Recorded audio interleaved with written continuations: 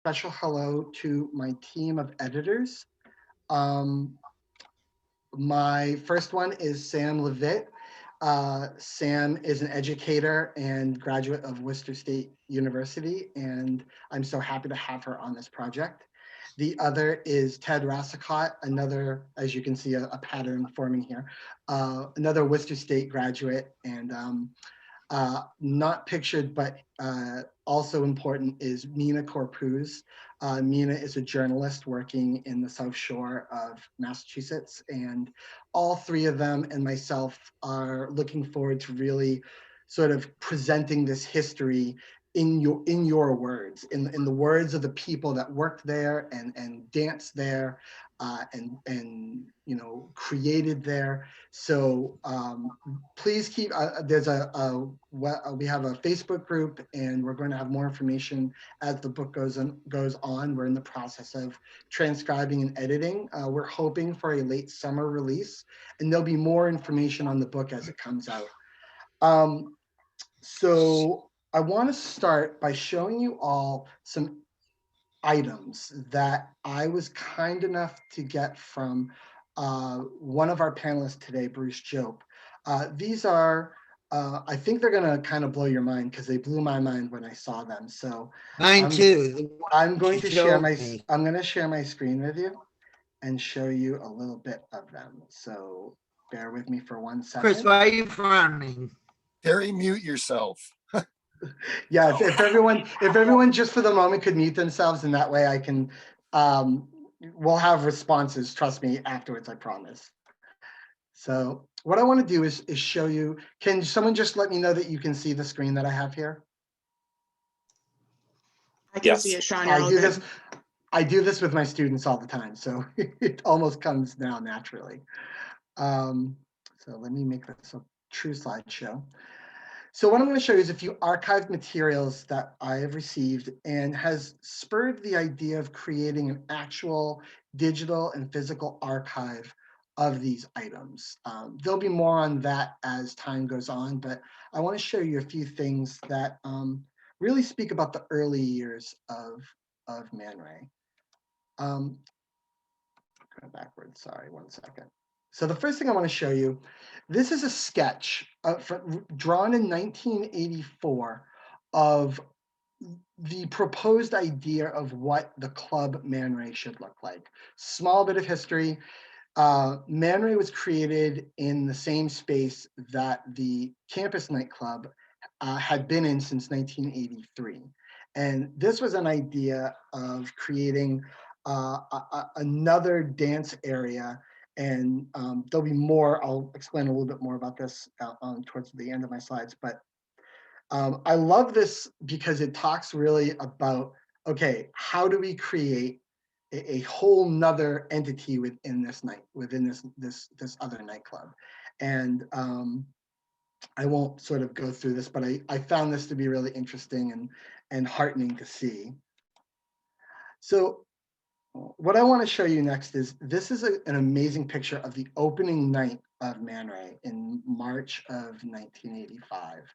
Now, we can talk about this when we get into the discussion, but as you can see, this is if you can see my cursor, this is the entrance to the back room. You can see right here where the stage is, and it's still wooden as far as I can see there, but I find this just to be such an amazing picture, and I'm sure all of you who have been to Man Ray can sort of see in the later years what that space would turn into, but this is what the space looked like in March of 1985. This is another section of that area.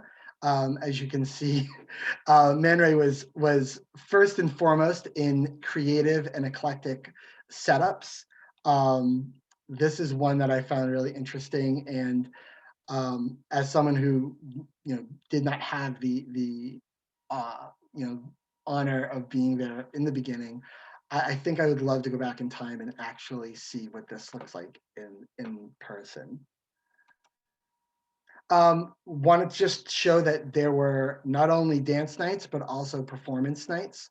This is a flyer for Divine's performance on October 24th, 1985. And as we can see, the connection between Hubba Hubba, one of the most excellent stores ever created, and Man Ray goes back all the way to Man Ray's early days. And it's just such a heartening thing to see.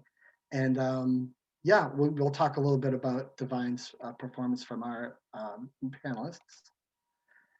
This was a Halloween ball from October 31st, 1985, the first of many Halloween balls that Man Ray had. First prize was $1,000. That's in 1985 money. That's pretty impressive, I have to say.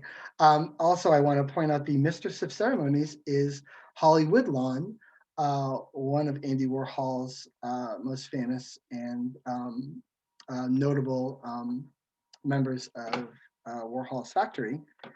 Sorry. This is a slide. This is a slide showing a flyer for a psychedelic New Year's party. Again, Man Ray was no stranger to New Year's parties. This is also something we can talk about in our conversations. Yeah, it's a pretty respectable $15 entry, so I think that's interesting. Yeah, that's from December 31st, 1985. So I want to sort of do my intro to my panelists through some of the pictures I have. This is DJ Paul Vitigliano, and I want to give a little background information that I have on him. Paul was born and raised in North Quincy, and his music business career started in 1981 as an intern at WCOZ and WBCN Radio. And later that year, he began his club DJ career at Celebration in Kenmore Square, as well as the spin-off Roller Disco on Lansdowne Street. In March of 1985, he was hired to DJ the opening night of Man Ray and continued as a main weekend DJ there until 1987, where he seeked over to Spit and Axis. In 1988, Warner Brothers Records hired him and moved him to Los Angeles to do college and alternative radio promotion for 5 years. He then went on to manage Perry Farrell's Porno for Pyros band and local LA band Extra Fancy till about 2000. In 1993, he co-created and DJ'd LA's legendary theme punk drag club called Drag Strip 66, which he ran for an unprecedented 20 years. That is incredibly impressive. And he continues to spin his own club events and alternative concert events in LA. This September marks Paul's 40th anniversary as a working club DJ.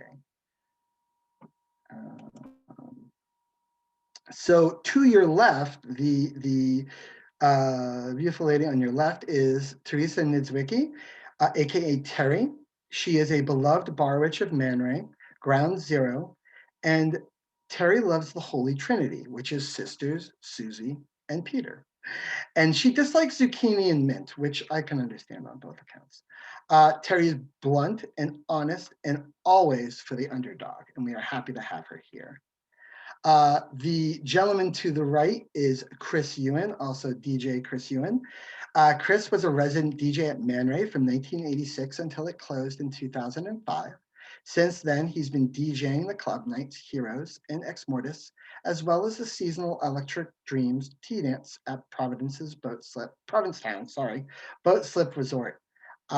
During the pandemic, Heroes and Ex Mortis have become live streaming events on Fridays, and he looks forward, as we all do, to being able to return to the clubland in the real world. He also continues to write music, record, and tour with the bands Future Bible Heroes and the Magnetic Fields. And we are happy to have both of you here. The gentleman to the top left is Bruce Jope, and Bruce is with his partner Francis to his right, were the key business, artistic, and creative voices that created Man Ray. Absolutely wonderful to have Bruce here. He opened a variety of businesses, including nightclubs, retail stores, and home decor manufacturing. Bruce retired in 2007 and divides his time between Mexico and New Hampshire. And the gentleman to the bottom right is David Daisy Crowder. David Crowder, aka Daisy, worked at Man Ray from January 1993 till its end in July of 2005. During that time, Daisy was a bartender at the club during what he calls the intermediate to late period. During his tenure, he saw a variety of clients and theme nights and watched ManRay during a time of uncertain future and reemergence as one of Boston area's most popular nighttime destinations. And I'm so happy to have both of them here. So the last thing I want to show you is something that when Bruce read it to me and I saw it, it literally grabbed my heart, and it's gonna have its own page in the book, and I'm gonna read, even though it's on the screen, I want to read this out loud. So this is a manifesto that was created about ManRay. Our intentions and motives are simple. We have built ManRay because the creative act and creative people are nocturnal. They're at their best when they are nocturnal. Those who are mired in daylight activities must content themselves to dream. We have built ManRay because this great metropolis offers little more than the moon and a 7-Eleven after the late night news. Creative people need each other after dark. We have built ManRay because we believe in the art of nightlife. We are not a nightclub in the ordinary sense. We are a new crossroads on the map of the night. All nocturnal people are welcome here. We will challenge our own creative boundaries by our contact with each other. ManRay exists now to put people together, young and old, straight and gay. It has been built to provide a forum for new visual artists, performance artists, and those schooled in the art of revelry. It is a changing space made of color and human beings and the very best of the newest music. It is an idea that invites us nightly to give it form. So I want to give an official welcome to our panelists. Can we all give them an online round of applause?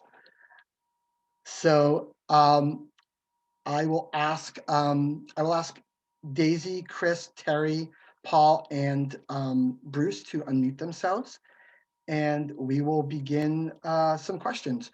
What I would like for all of you to do is, while we are in the process of having this discussion, to please put any questions that you have for our panelists in the chat, and we will cycle through them and pose them to them at the end of our discussion. So I want to say thank you for everyone for being here, and I want to start with our first question. You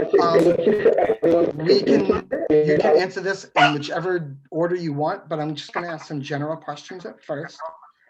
And what I'd like to do is ask each of you to give me a window into Boston, Cambridge, 1984.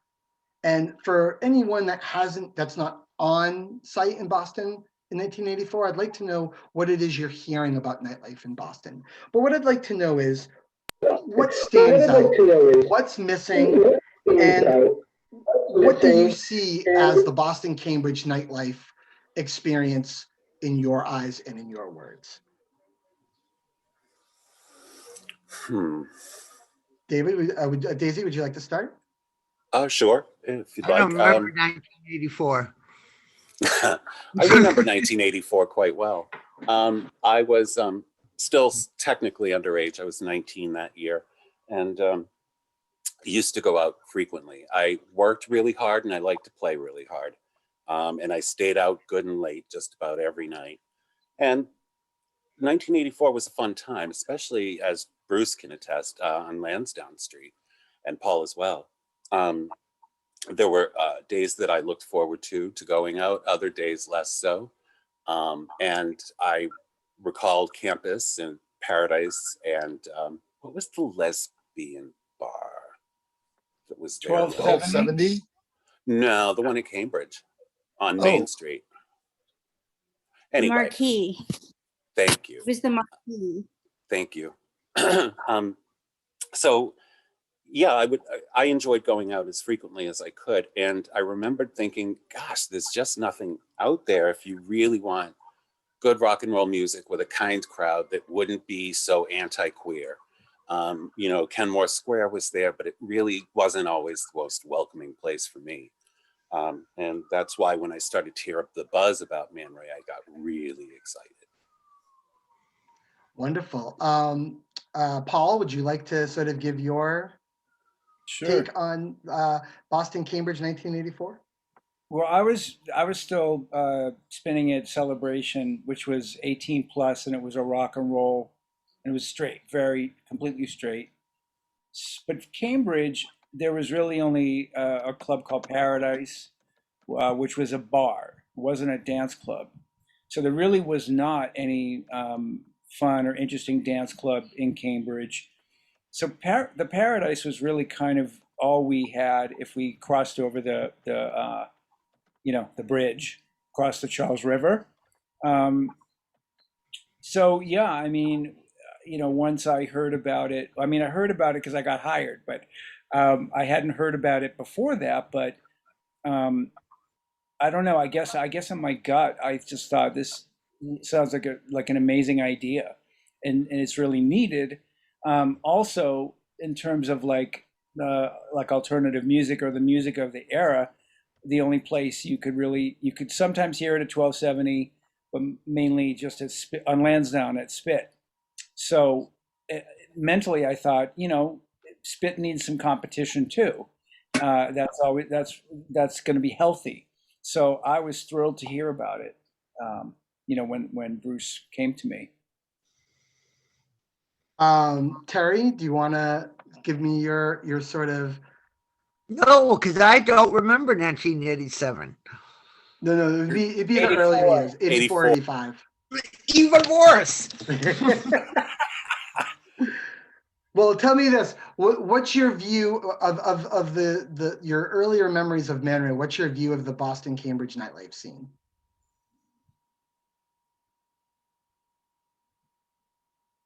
Oh, you're muted, Terry. There you are. I can hear you. Yeah, I didn't hear the question.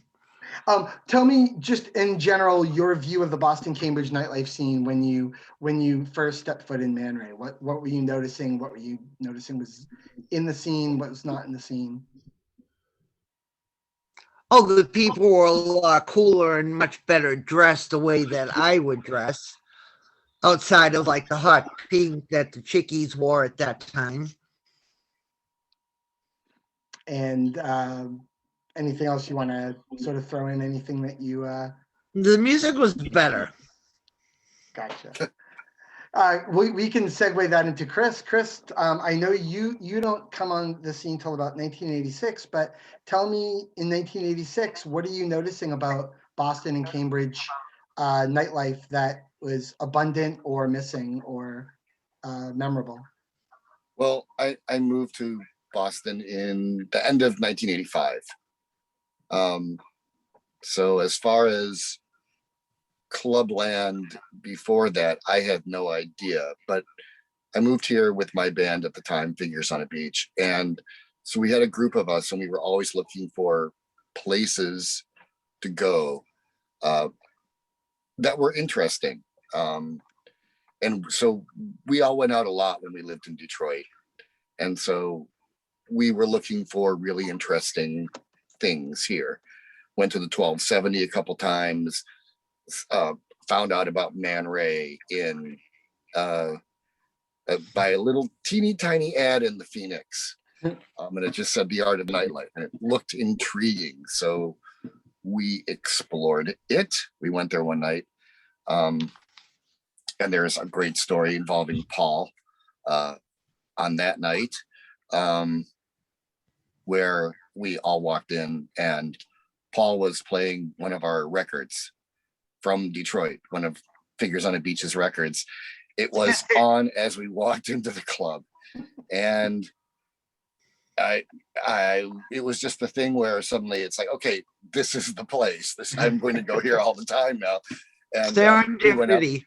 we went up and met Paul and talked to him and became lifelong friends. And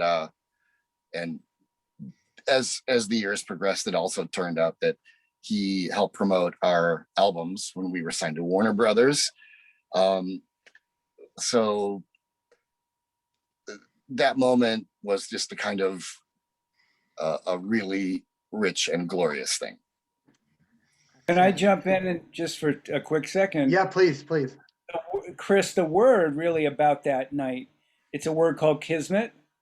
Yeah. And it's like, and I think I said this to Sean, if I played your record 10 minutes earlier and it was over and I was on to the next record, and you guys walked in, you probably would not have walked up to the DJ booth. We probably would not have met that night. You were in Boston with there was you guys in the group and a guy named Dan, Mr. Dan, Yeah. who I became friends with. And, Dan eventually moved to LA and was attached to Dragstrip 66 and basically my entire life here. So you extract that moment, and the course of my life in Los Angeles is completely different. Wow. I don't know Dan. I don't know you, but I don't know Dan. I would have still moved here, but what I ended up doing here would be 100% something totally different. I think you can say the course of both of our lives would have been like radically different, That's amazing. So it's just one of those things. Music brings the people. Madonna sang something about it, I think. One time, a long time ago. Yeah, a while ago. So I'd love to hear, Bruce. You have the most interesting and unique story in regards to the creation.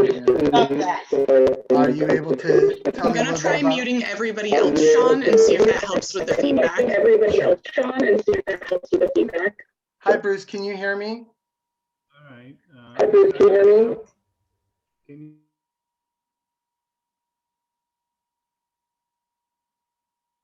Oh. Bruce is actually international, so that's one of the reasons why there might be a problem with connections. So, Bruce, can you hear me?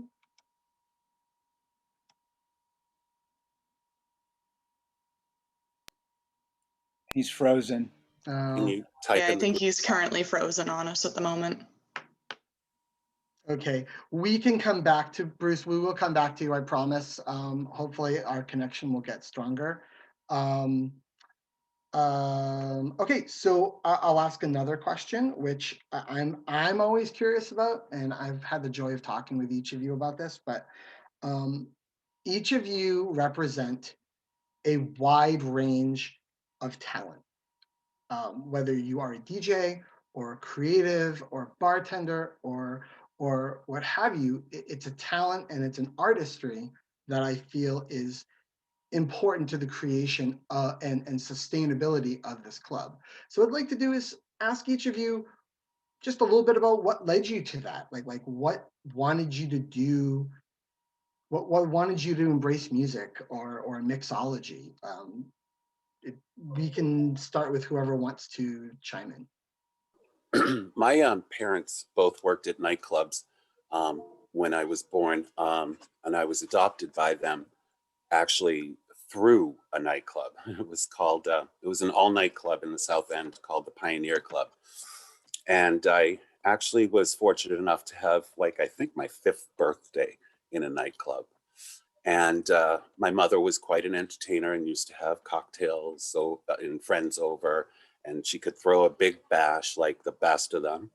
And so I grew up around that and around adults like that knew how to make a good time and have a good time.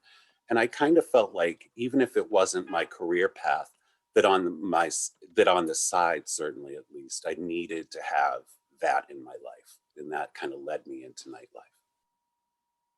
Excellent. Terry, do you want to tell us how did you follow down the primrose path of being what we now call the bartendress extraordinaire? Oh, you have to unmute, Terry.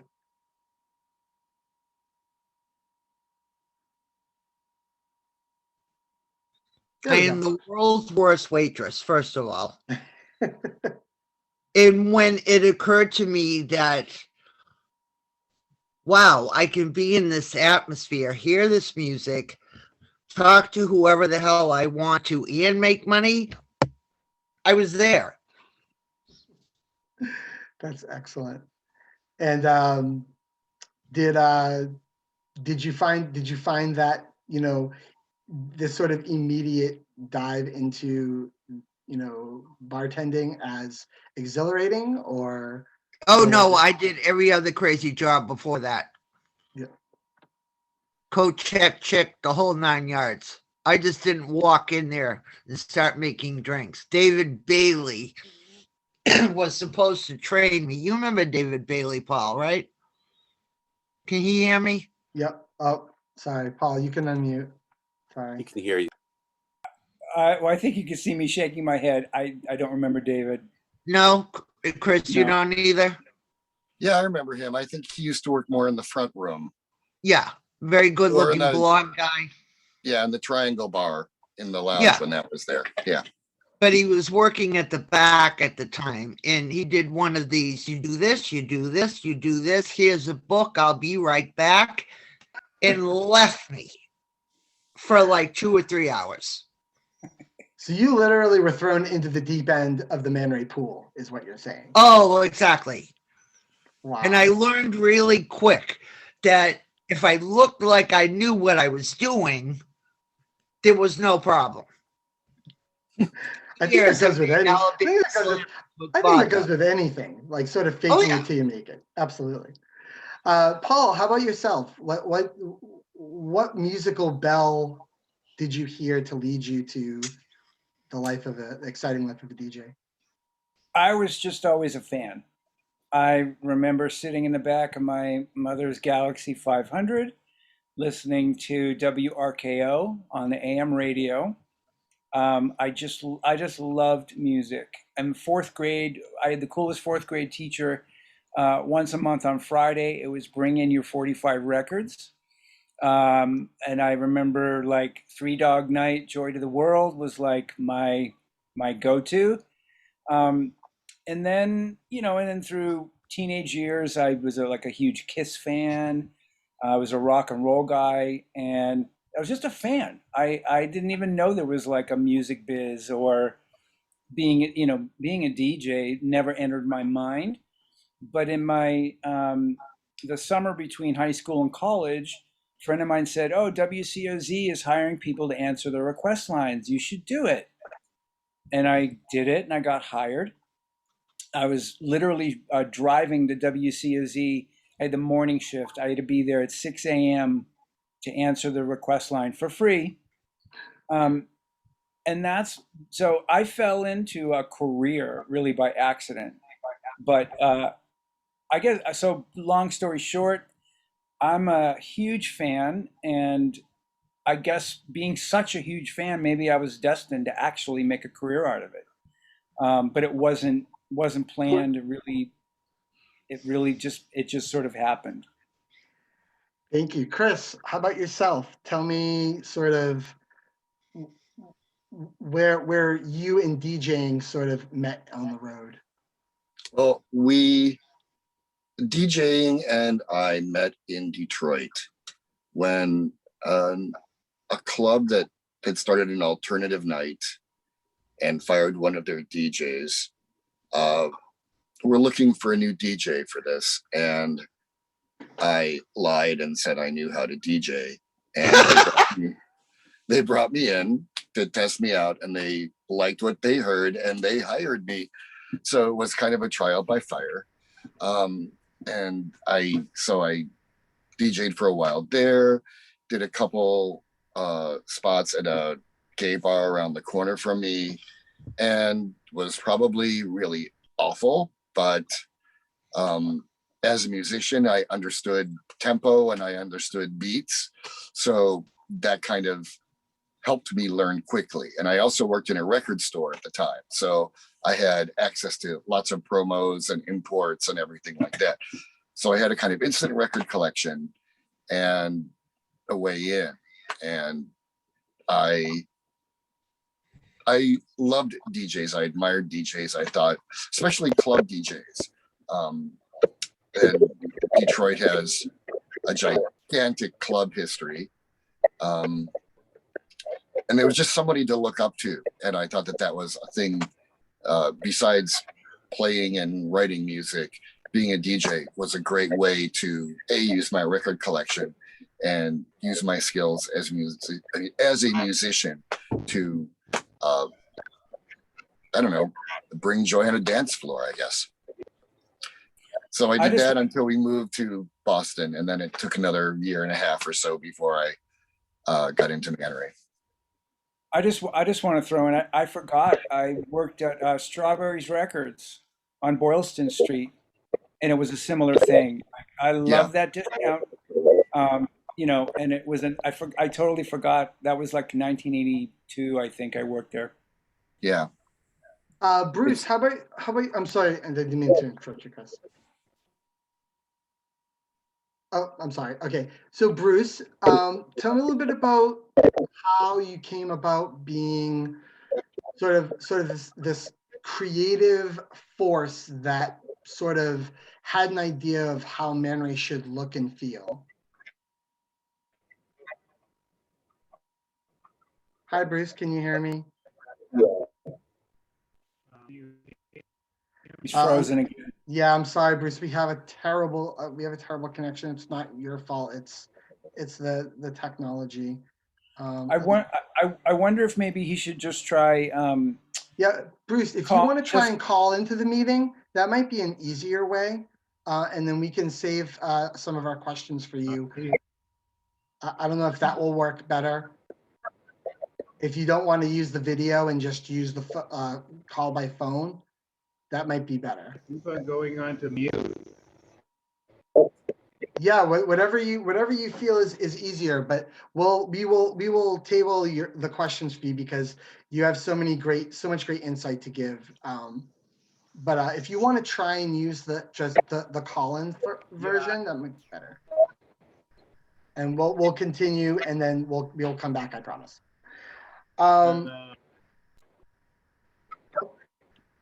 Do you? Well, you could put me on speaker. Yeah, it's Zoom, so I can hear you a little better now, actually.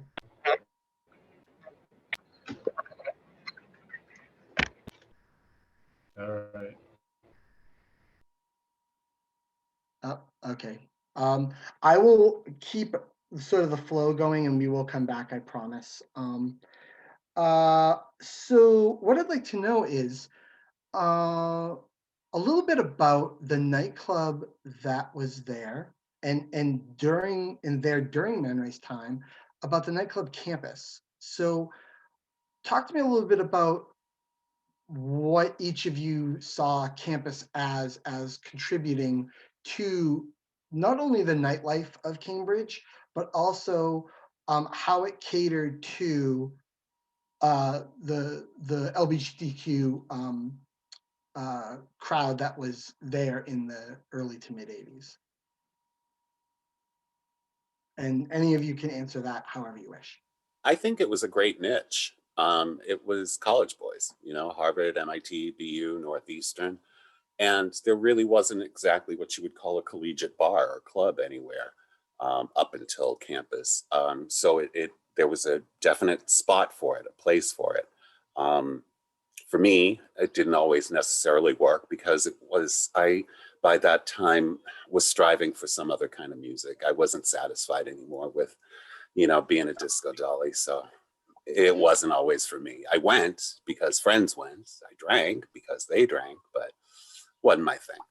So you bring up a really good point, Daisy, because, and as we all know, Man Ray is in this neat little awesome Bermuda Triangle of schools between Harvard, MIT, BU, if we even want to throw BC in there. And, you know, there is a large, I mean, maybe it's not as large as we in a visual sense, but they're there of LGBTQ folks who want a night out and who want to go and dance and have fun.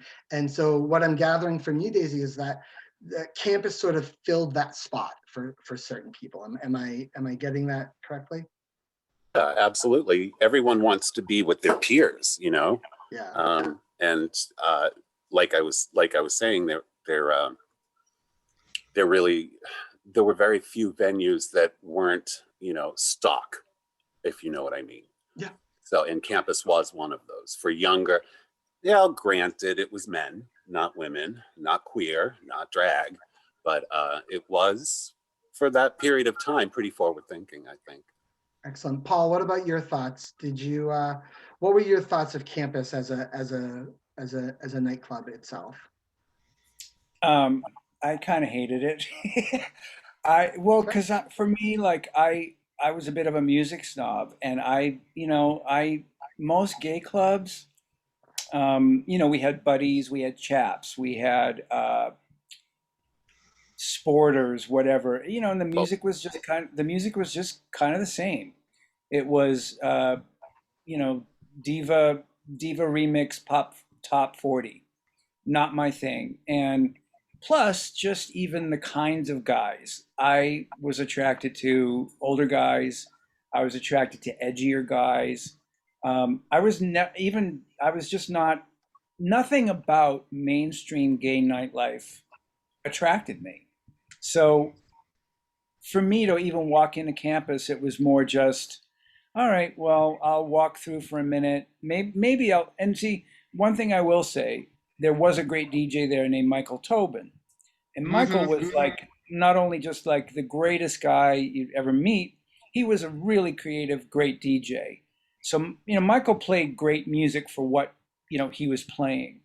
Um, but overall, it just wasn't my scene, and I never felt kind of in my skin. So I just I would tolerate. I mean, like everything, I would just kind of tolerate it because we didn't have many other choices. Yeah. So that's really, and I was in my early 20s, and I was a bit of a, like I said, I was kind of a music snob about it, and it wasn't what I wanted to dance to. Gotcha. How about Chris? What are your thoughts of campus once you? Mute. Okay, I'm unmuted now. Okay. Actually, I kind of liked campus because when I started going there, um, I'll be right back. at the time, ManRay and campus operated as two distinctly different venues, right?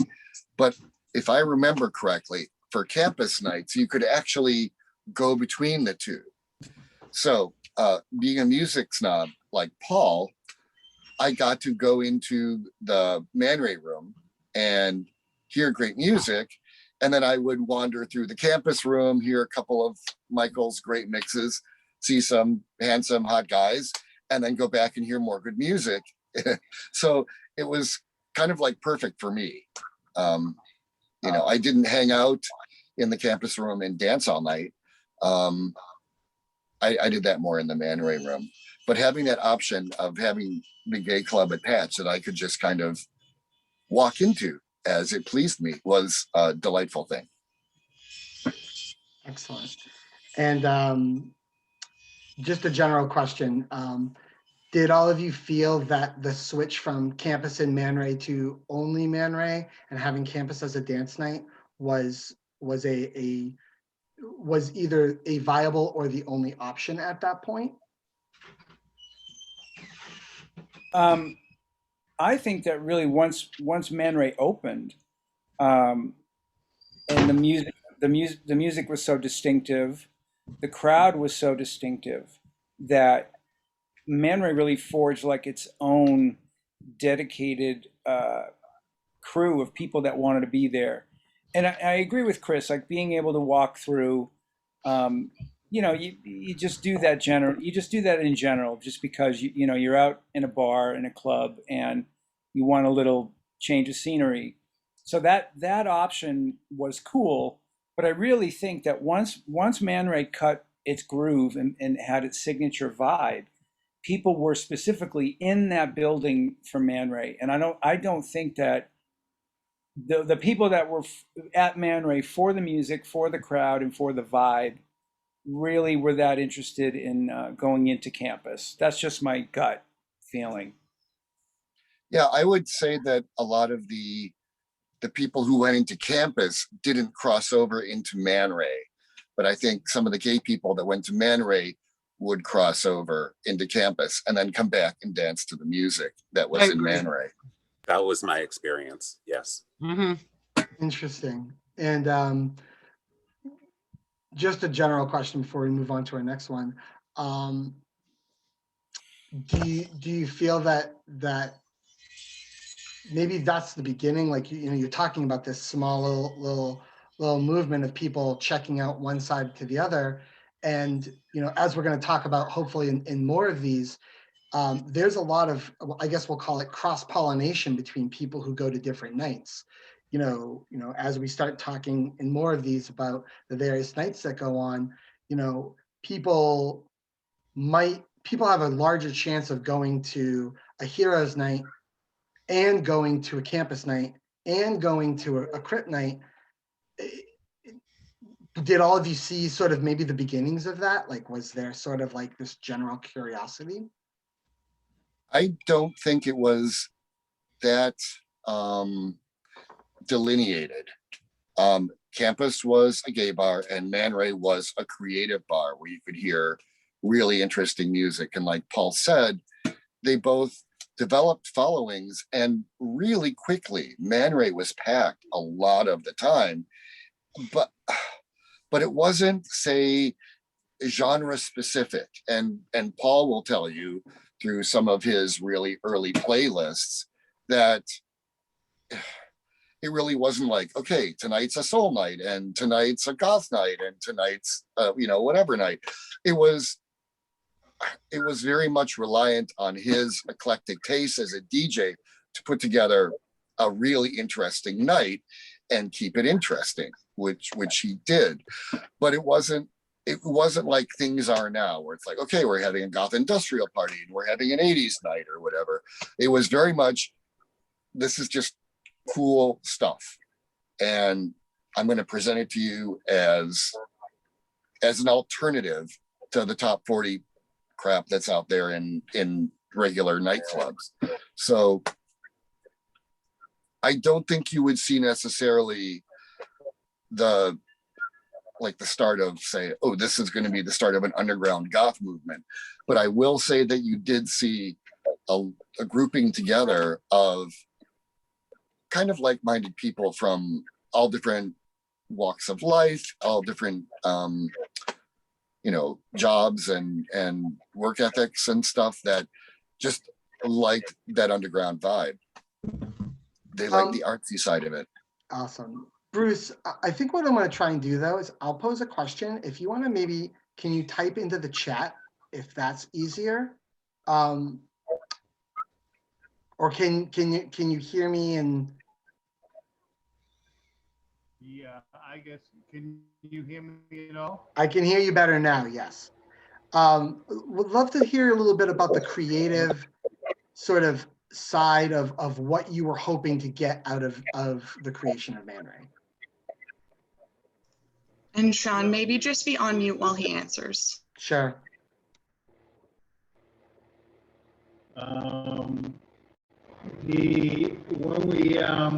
When we came back from New York, we had moved to New York with a magazine called Hit Parade.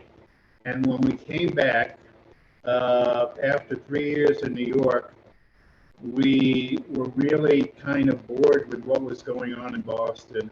And we thought we were really cool having lived in New York. And we wanted to create a New York style club. The funny thing is, we first approached Skipper's on Boylston Street, which was a hustler bar, because they had a second floor that was available, wasn't being used. And we asked them if we could do our little club up there on the second floor. And they said no. They were completely against it. They didn't understand the concept. They didn't understand anything about it. So we gave up on the idea. We went back to our business. I was, through a variety of weirdness, I was hired as the manager of campus. And when I saw that back room empty and being used for like drag shows once a week or something like that, I immediately went to Dawn and said, I want to do this. I have this concept for a club. And the club would be like a New York club. It was really based on the idea like an area or not a Studio 54, that was very passe at that point. Something more like an area where people, gay people, straight people, black people, white people, Puerto, everyone could come.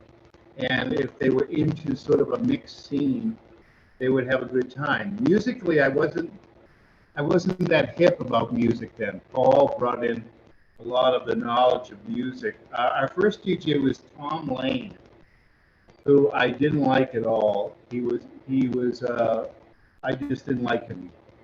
And we immediately switched Paul, I think, from Friday nights to take both Friday and Saturday. And that really lit the club up. We launched to that very small crowd you saw in the photos. But once we got an article in the Phoenix, the place took off, and I never ever had to promote the club after that. I never had to do any kind of promotion from that point on. It was simply, from that point on, we just had to control the crowds. It just took off like an amazing thing. Actually, it was actually scary. I really only enjoyed it for the first 3 months, because once we started having neighborhood problems, when I saw those lines going around the block, I was just terrified by knowing that we were just making good for ourselves with the neighbors, and that I didn't need 2,000 people to show up in Central Square on a Saturday night. I only needed 500, but I would end up with 2,000, and we'd do 1,000 covers, and we'd have still 400 or 500 people waiting in line. It was just crazy. It just blew up too big with Central Square, and that created a nightmare for me as a man. Basically, it was wonderful. So actually, that brings up a really good point that I'd like to, and Bruce, you actually bring up another interesting point that I want to touch on first, which is promotion.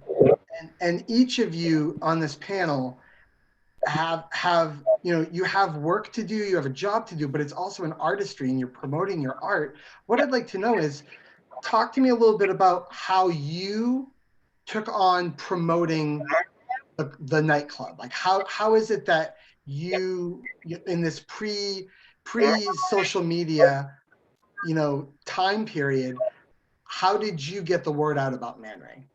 David, do you want to jump in on that? Bruce, I'm just going to mute you for now. I was, like I said earlier, I frequented like virtually all the clubs in the city at some point or another, because I always had to get my night on. And people, when people recognized that I was working at Man Ray, people that were curious, that actually did have the wherewithal to go, I sought out and encouraged them to come to us. For me, it wasn't about handing out a flyer. All of my interactions were interpersonal, and that's how I like to bring people in. And I wasn't beyond asking someone for their phone number only to invite them to Man Ray.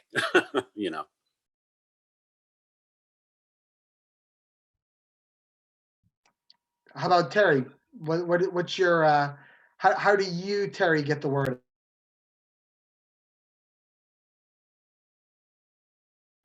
Terry, you'll have to unmute first. Yeah. Basically what Daisy said, I told people too. Because you give me flyers, I'd forget about them and they'd sit in my purse. Of course, you know that.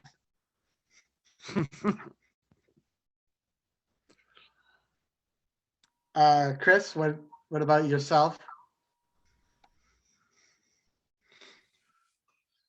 Yeah, I mean, it was very word of mouth, and like I said earlier, Man Ray wasn't at that point compartmentalized into radically different themes of every day of the week. So as a customer, I just relied on the fact that Man Ray, whatever was going on, was going to offer something of quality and distinction, and whether Paul was DJing or Linda Lawrence or anybody else, I knew the DJs were going to be good and the music was going to be good. And I would tell people about the venue. At that point, they didn't need a lot of promotion, as Bruce said. It was very quickly its own well-oiled machine in terms of it offering that different club style. And I like what Bruce said about area. I never thought of it in those terms before, and that makes perfect sense. A place like area or danceteria, those kind of like New York style clubs, it makes perfect sense that was the genesis of the concept. And also with those venues, you could just go on any night and something cool would be happening. You didn't have to check a schedule to see what night it was. It was just the place was the cool thing. And like area, ManRay did the thing where it would change the interiors from time to time. So it was always an interesting experience. So you just had to tell people you were going to ManRay, and they go, "Oh, I've heard about that," and then they would go too, and end up becoming a fan of the place. Paul, what about yourself? Where did you see sort of word of mouth growing, or sort of the stream of words about ManRay? Well, first of all, I just want to echo what Chris said about area. And that was one thing that really stuck with my mind when Bruce told me what it would be, was that the interior, the installations and the interior was going to be a big part of the experience. And no one else was doing that in Boston. So that sticks out in my mind very strongly. What doesn't stick out in my mind is ever seeing flyers. And if they made them, they didn't really give them to us. I could be wrong again, who knows? But I really think it came down to, it was word of mouth. Similarly, our club in LA, after really a year, it was all word of mouth. We never advertised. We would give you a flyer as you were leaving, so you would know what the next month was going to be. And we talked about this a little bit, Sean, about who's showing up, and if a club is popular, if a word of mouth club is popular, the right people are going to find it, and you almost don't want the wrong people to find it. And when I say wrong, all I mean is, people that might not understand the music or the vibe or the fact that it's mixed, it's gay, straight, black, white, that may not be their thing. But a great word of mouth club is always going to secure that base crowd, which is what makes it great.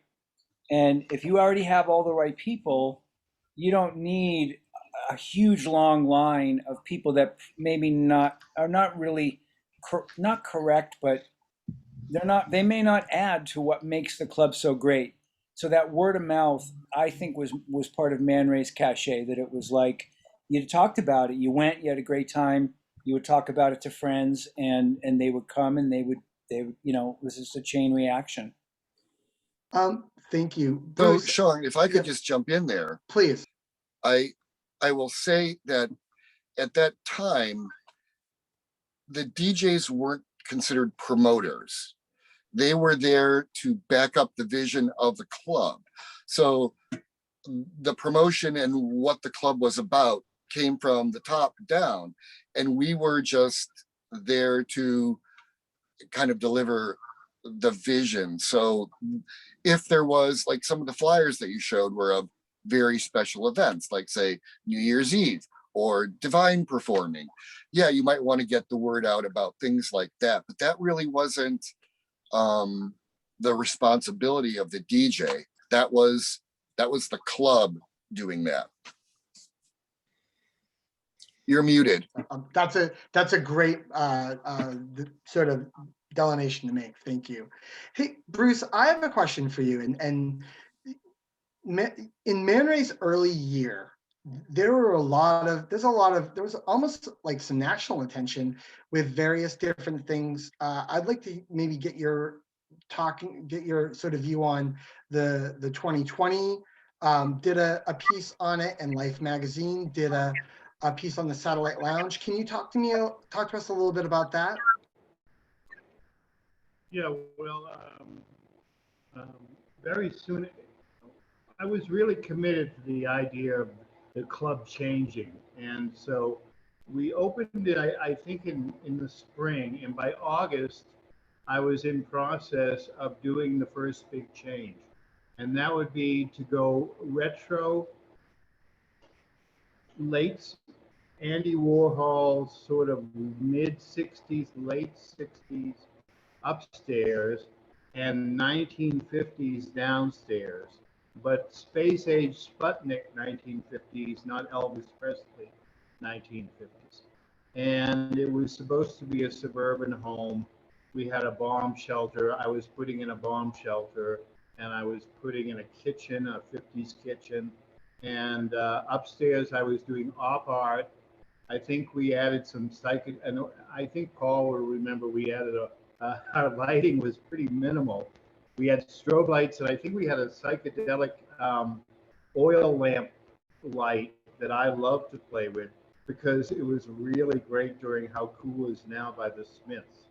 That oil lamp, I would go in and play with that all the time during that song when Paul was in the booth. And what happened was Life magazine heard about the shelter, what we were doing downstairs, from Danny Schechter, who was someone I knew from BCN years ago. And he was a producer at 2020. Also, Life magazine, I'm not sure how they heard about us. They actually came in, I think they might have contacted us first, I'm not sure. But right in August, right at that time, when I was making the changes, both of them contacted us, and then they told us they were going to come and they were going to shoot the place for Life magazine, and they were going to shoot the play, and they were going to shoot for 2020. And I hadn't even started construction on the two projects yet. I was buying furniture all over New England from thrift shops, 1950s retro furniture, which back then you could get fairly cheap. But I was going with a guy named Frelo Crummett, who is this great sort of artsy design guy who knew a lot about finding and once we found it, telling me about the furniture, whether it was good or bad and stuff, because I knew what I wanted, but I didn't know mid-century modern furniture. And we went around, we found a lot of nice things. I mean, beautiful things. We found a dinette, kitchen, chairs, couches, coffee tables, lima bean coffee tables. I designed the bomb shelter from my sort of like my fever dreams as a child of what a bomb shelter would be like. We had a picture of Dwight Eisenhower on the wall and so forth, and it was in an empty corner of the cellar. So they came and they shot everything, and it was in Life magazine, and it was also on 2020. They interviewed me for about an hour, and I think when the thing ran, I was on screen for about 10 seconds, which was disappointing. But I sounded like a moron anyway, so I didn't really. I seriously doubt that, Bruce, but I'll acquiesce. So I wanna shift a little bit and ask some specific questions for people. Can I jump in with just one thing about Of press? course, Paul. Bruce, maybe you don't remember when V66 filmed. V66 was basically Boston's MTV. I bet 90% of you have no idea what it is, but Sonny Joe White, who was the music director at Kiss 108, hosted, and we were the hot thing. And they came and filmed a night at ManRay, which was kind of like, at that time, was a big deal. Do you remember, Bruce? Or were you gone by then? It might have been it might have been something that you handled, and it might have been my night off. I think I was in Montreal or someplace on a short vacation, because I actually don't remember that. I knew Sonny well. I'm very surprised that they would do anything with us because they were so tied in with Pat and John over at Metro and out Metro and Spit. But I'm sure it could have happened, and I may not remember it. I don't remember it, but I'm sure it could. I mean, I don't remember a lot of stuff. It definitely happened. I really want to, now I want to find this video. Now, thank you, Paul. So now you've set me off into the world of trying to locate this footage. So I only remembered that now. I totally forgot until just this minute. so I want to ask a few questions of each of you. A lot of this to the uninitiated is born from the conversations I've had with each of you. So I'm actually going to start with Paul.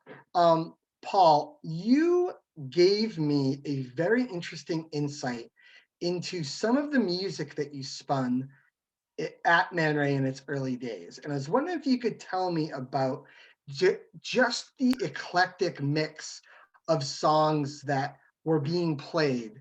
A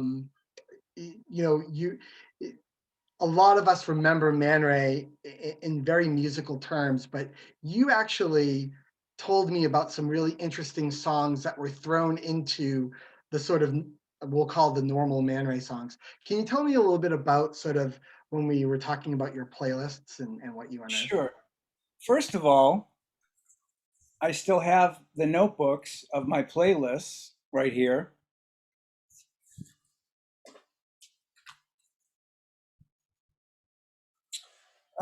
Second of all, I have the playlist from the psychedelic New Year's Eve. Now, and I thought what I would do is just actually read some of what I played, because that way I don't even have to explain what we did. But Bowie, Rebel Rebel, Ave Maria by West India Company, Wild Thing. Now that New Year's Eve was psychedelic, so I played a lot of 60s. So Wild Thing by the Trog, Sunshine of Your Love by Cream, Purple Haze, Jimi Hendrix, Cities and Dust, Susie and the Banshees, The Cult, Rain, Johnny Come Home, Fine Young Cannibals, New Order, Love Vigilantes, Incense and Peppermints, Ball of Confusion by Love and Rockets, Psychotic Reaction, Isolation by Joy Division, The Cutter by Echo and the Bunnymen, Atomic Dog, George Clinton, Cabaret Voltaire, Drink Your Poison, A Certain Ratio, Wild Party, Public Image Limited, Not a Love Song, Billy Idol, Moni Moni, The Cult, She Sells Sanctuary, Dead or Alive, My Heart Goes Bang, Talking Heads, Cross-Eyed and Painless. Now, so that's a typical Man Ray night, even though this one had a little bit more of the 60s, kind of thing. We would play stuff like Respect by Aretha Franklin. We would play One Nation Under a Groove by Parliament. To me, I always looked at it like it's an alternative nightclub. Yes, the majority of the actual tracks are what we would now consider alternative. But what made it truly alternative and so much fun was that you could be dancing to Sisters of Mercy now, and 2 minutes later, it was Nancy Sinatra, or like I said, a funk song, or something like that. And to me, the juxtaposition of the songs is what's alternative. And the thing is, like, most clubs, gay or straight, weren't really playing, retro or playing like hits from the 60s and 70s. They weren't playing funk. Gay bars did not play like funk or soul. They played disco-ish, but they didn't really play like Motown or stuff like that. So when you look at like some of the big hits of the 80s, you look at, Tainted Love. That's a cover of a Northern Soul track from the 60s. So a lot of the UK bands were actually doing covers, like Bananarama really saying something. Again, another sort of soul cover. So in a strange way, it almost made sense to have a bridge that connected, great genres like the 60s and the 70s along with what was happening in the now with the 80s, with the most brand new alternative import. And the challenge was, well, how do we bridge these together so that it's not a train wreck? Because you can have all those songs. How you stitch them all together is where the artistry and the separates the good DJs from the bad DJs, and you're not just a glorified iPod. Chris, So yeah, so I'm sorry, Paul. I didn't mean to interrupt. no, that's all right. So I always looked at it that I felt like, yes, people are here with they're all in black, and if you looked at them at ManRay, they're like 1,000% goth. But you know what? If I play Into the Groove, they're gonna wet their panties and run to the dance floor, just like the gay guy that walked in from campus. And so I let down a little bit of my guard in that I didn't have to be the coolest DJ only playing everything alternative and everything punk and post-punk. And I think people really, really responded to that. I think that really is why it works so well. Chris, do you have any thoughts on this? I would love to hear your take on this as well. Thank you, Paul. Oh, did it work?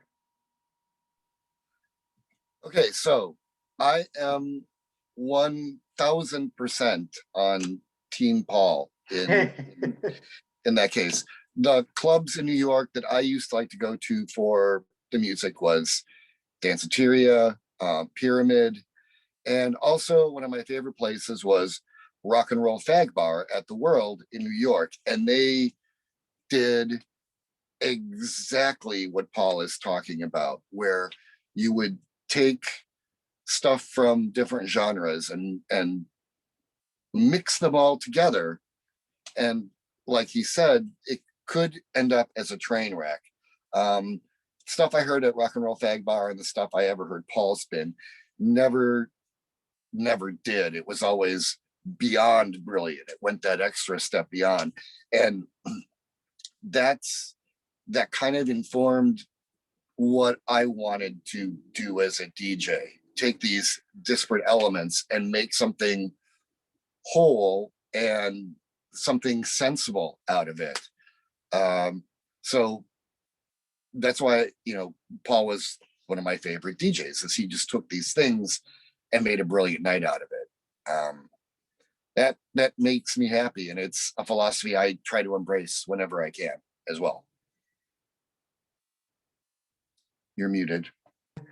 David, what are your thoughts on sort of the emergence of the blending of different music styles that you experienced, either at Man Ray or other clubs? Well, for me, it seemed like once I'd been to Man Ray for those first few years, it seemed like maybe the message had gotten out and that maybe people were more willing to take a few more risks in a lot of the queer spaces that I had seen. Although I must say, Chris is right. Dean Johnson's Rock and Roll Fag Bar is exactly what Paul was achieving. The amalgam that somehow made sense in the end. Doesn't sound like it makes sense, but it does. It does come into a cohesive thing that you can identify as original. And that was just love. There was nothing like being high and drunk and dancing to like every decade in the past, 100 years at some point in the night, and I love that eventually that memo did get out. And Terry, If I could just yes, put in please. one thing here. Please, Chris. When Man Ray, later on when Man Ray was doing it strictly like uber goth nights, I decided to take the risk a long time ago of playing a Depeche Mode song on a goth night. And I was really worried that Depeche Mode was going to be considered just way too poppy. It turns out that all the girls loved it, and it was one of the most successful things I played that night. And that was also another teaching lesson in don't get boxed in by what you think something is. Just experiment and play and have fun, and people will respond, and you can take a cue from that. Can I add one more thing? Please. Okay. When you're DJing, you have to play what people want to hear. Okay. And you can do that. You don't have to do it all night. And the thing is, there are thousands of songs that were not hits until we played them. And the DJ has to have a certain amount of brass balls and be daring enough to say, I am going to make a hit out of this track that they have never heard before. Mm-hmm. But you have to gain the trust of the crowd. So you give the crowd 2 or 3 things that they're going to lose their panties over. Then you slip them the brand new thing they've never heard. And they've been having such a good time, they're more willing to maybe, oh, I don't know what this is, but it sounds kind of cool. I'll stay on the dance floor. Then maybe the next time you play it, I remember that. So that's the other thing. And I know I think Chris ascribes to this too. It's like you can't always assume everything about what your crowd wants and what they expect. And you might be surprised that something you might think would be like, oh my God, they're going to walk off the floor if I play this, or it doesn't fit. Try it. So if everybody leaves and goes to the bar, lesson learned, move on to the next thing. Follow it up with the big hit that'll get everybody back. It's not rocket science, but it's something that a really good DJ instinctively knows to just try. I have a question. Oh, I'm sorry. I had a 3-week window for new songs that I loved I was trying to break to the dance floor. If it absolutely cleared the floor solidly for 3 weeks, I wouldn't play it again. I would move on and find something else to try to please them. But I agree with Paul that our job is to entertain, but also educate in a way and do it in a way that makes people want to listen and dance and be a part of it. 100%. I have a question for David and Terry, for Daisy and Terry, and then a question for Bruce, and then we're going to go into the questions that have been posted on our chat. Daisy and Terry. So they just mentioned maybe a song drops and everyone rushes to get a drink. I'd like for you both to give me your perspective of how different it was to bartend at Man Ray than any other place you've ever bartended at. Tell me sort of, so what is it that jumps out about Man Ray that might be different than the rest? Well, I think there were a series of cocktails, were there not, Terry, that I don't remember seeing anywhere else. That vampire thing with the wine and the raspberry, and never mind. There was a familiarity in the clientele there that was really very peaceful. Even at the most frenetic moments, there was a certain level of mutual respect that I always saw in the clients of Man Ray, the customers. And I think it sometimes surprised me because I don't think I really saw that many other places that I worked. That's because I already scared them to death by the time we got to you. Maybe that could be. Maybe that's it. And Terry's got it. I don't know. That could be. But Terry, yeah, there was a certain level of kindness, And and for a club like Man Ray, I didn't expect that. And in places I've worked at before and since, haven't seen it to that level. Can I add something, even though I was never a bartender? Please. My gut tells me that you guys dealt with a more polite crowd. I bet I bet people tipped better. Yeah. And I think the reason for that is I think they were so grateful that they were in a place that was different than other places they've been. And I just think it's the kind of crowd that not only for the music, but everything. And if you're working there behind the bar, I think they're going to show it by tipping you, and maybe treating you a little nicer, maybe not as rude. That's just my gut. And I don't know if you want to say yes or no, but I have a feeling that's You're probably right, what happened. because of the Yeah, disparate no, people there's a that were certain there. amount of sense to that. I can count the rude people maybe on one hand. The rude people where literally we had to have removed. I think that's pretty good for an average. I think that when people feel welcome finally, I think as a lot of, you know, dejected youth and punk rockers and queer people always felt, you know, and when they find a space together that where everyone is comfortable and everyone is welcome. And I no think that was judgment. right. You know, it's like not every place, not every bar I went to in the 1980s, and that includes some queer places, would really care for Black people to be there. I never got that. What about women in a men's Women. club at the time? Right, exactly. So, You you know, still run into that at the alley. there's this there's definitely I'm not at all discounting Terry. She's 100% correct. There's this camaraderie, I guess, that comes from Mhm. being Greek. So I wanna shift this, Bruce.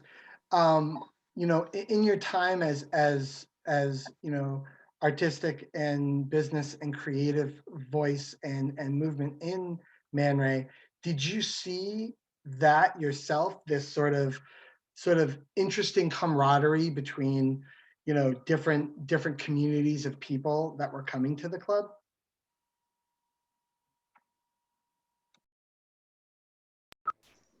Yeah, I mean, that was what we were aiming for. Really, was we. It was hard to push it. I mean, the music really was so important, and I trusted Paul on the music 100%. I was not a aficionado of new wave at the time we called it music. I was more from this rock and roll from the 70s, really. I like David Bowie and Lou Reed and people like that. But I didn't know until I opened the club about people like New Order and the Smiths and all that. I had two people that I trusted with music, and that was Stevie Powell, who was a bartender, and Paul. And whatever they did, whenever they said or whatever they did, Paul would play whatever he wanted to play during the night. And I would walk up to Stevie Powell at the end of the night and say, "How was the music tonight?" And he'd say, "Great," or "He didn't like this." He was very fussy. And "I didn't like this," or "I love this," and "I love this." And I would say, "Okay." And if they got like a good review, I would never even interfere. I would never even tell Paul. I would never interfere with him. I like to occasionally go in and do the lights, but the music drew a mixed crowd. The music controlled the crowd because Black people would come if they thought they were going to hear music they liked. White people would come if they thought they were going to hear music they liked. Gay people would come if they thought they were going to hear music they liked. And then there were scenesters that just wanted to be somewhere cool. And the scenesters and the cool people would come because that was the coolest place in town. And in that case, you're free because cool is as cool does. Whatever we played was cool because they were there because we were cool. So we got away with anything with them. But there were people that came just for the music, and I'm sure, and they were happy to be there. And that's what controlled the crowd. If you wanted to be at Man Ray, you were there for two reasons. You liked the kind of music we played, and you liked the environment, or you wanted to be in the coolest club in town. That's excellent, Bruce. That's perfectly said. So I think what I want to do is I want to dive into some of the questions that we've had in our chat. Um, the first one I can address, and then we can move on to the second one, which others can address. So the first one I want to bring up is from Jolie Adler. The question that you pose is, do you have any photos of the upstairs? So in regards to this mid-century modern sort of satellite lounge, yes, I didn't post them in the slideshow, but I will be having them up in our digital archive that I'm creating. Yes, there are pictures of the satellite lounge, and it's pretty amazing.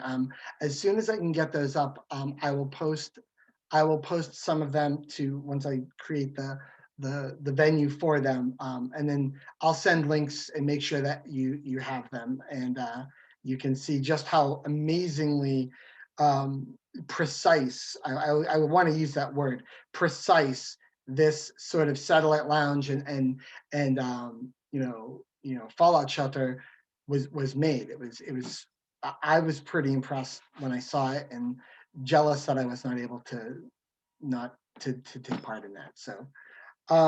So my next question is from, if I pronounce your name wrong, I'm so sorry, Haynes Hogney. And the question is, and this is for everyone, and you all can chime in as you wish, what is the story behind taking up strict dress codes for certain nights? I, for one, love that as a way to keep spectators away until I got stopped in black sneakers. I grabbed in panic when my combat boots broke. Still in full goth makeup. I can imagine the decision to prevent certain guests from entering must have been a bit controversial. So does anyone want to talk maybe about the early days of like the dress code at ManRay? Oh, I will. Oh, sure. But- Terry, go ahead. I mean, I looked at it this way. Okay, everyone has a pair of black pants and a black t-shirt and black sneakers. And if you really wanted to be there, then you would find those. Gotcha. Anyone else? Chris? He's trying to unmute Oh, himself. he's unmuting himself. I see. I think Bruce also had something to input yes. afterwards. Awesome. Yeah, it was just a way of screening people out. You know, one of the things that I always liked about ManRay in all of its iterations, from the very beginning until the very end, was that the nature of the people inside, the customers, kept everything safe and cool. If you were going there to start trouble or whatever, you soon realized you were outnumbered by lots of cool people, and that kept everything at bay. And so, yeah, it might have been controversial, and maybe some door people sometimes didn't recognize a regular customer who came from work in blue jeans or something like that. So there were some controversies that way, but in terms of keeping the venue safe and cool and safe for everybody, really, I think it was kind of a necessary thing. I do too. I think that Oh, please, a lot of people Daisy. that it was a means of keeping tourists at bay, you know, because Looky oftentimes loose. outsiders would be like they're in the zoo. Oh, look at that one, look at that one. And the dress code was a way to really nip that in the bud. Unfortunately, the guy who asked this question, I'm sorry, he ran into one of our a-hole door guys one night. I mean, black sneakers aren't the worst thing in the world, for God's sake. But so it wouldn't typically have gone that way. But yeah, black was pretty well known as the de rigueur backup dress code. Bruce, did you have some thoughts on that?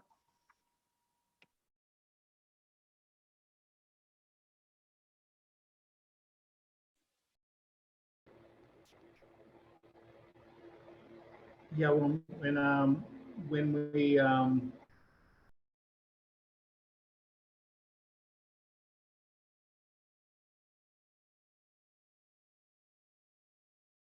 Bruce, you're muted.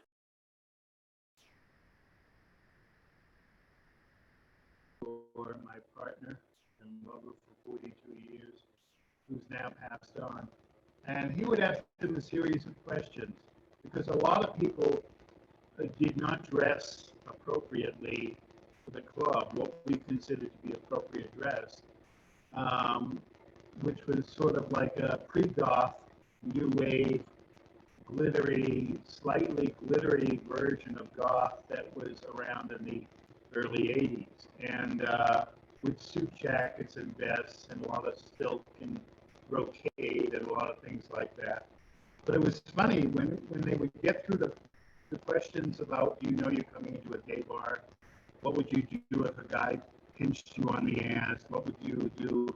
We'd ask girls, what would you do if your boyfriend got hit on by a guy? I mean, we wanted to keep trouble out of the room and scare away anyone that might have a problem with gay people. But a lot of them didn't dress appropriately for the club, but we would let them in anyway. But the funny thing was, the next week they would come back and they would have it down. They would have it the whole look down. They memorized the coolest people in the club, and they went shopping that week and came back the next week looking exactly like a ManRay customer. It was very funny to watch. Instant transformation. Paul, do you have any thoughts on the early days of the dress code? Yeah, I mean, I wasn't involved with you know, doing it, but I think I was aware it was happening. I'm just going to give a little parallel to to our club drag strip, because it was a monthly themed night, and the idea was to come dressed in any kind of drag, either for the theme or any kind of drag. And if you were in drag, you paid $5, and if you weren't, you paid 15 or 20. People would bitch and moan, and we would say, well, next month, come in drag. And they did. So I think Bruce was smart to, you know, let some of those people in, because they might end up being the right people, and maybe they just need to see, oh, all right, this is what we do here. This is how we dress here. I want to come back and I want to fit in. And so, you know, they put a little work into the how they were going to dress and their look, but also add to the vibe. And I think people hopefully got a little charge out of knowing, like, I put a little work into this. You know, I'm not just showing up because I have nothing better to do. Like, I have a destination, and when I get there, this is the vibe and the way I want to present myself. But I do think, just getting back to the idea of doing that, especially for the gay crowd, was very smart, because you do not want those people. You don't want homophobes in there. You don't want those people ruining the vibe of the queer people or people that are not homophobic. And so I think that was a smart way to do it. Excellent. So I want to address, Scott had an earlier question. Yes, so there was a owner of ManRay named Don Holland, who unfortunately I was not able to interview for the book, but he knows about it.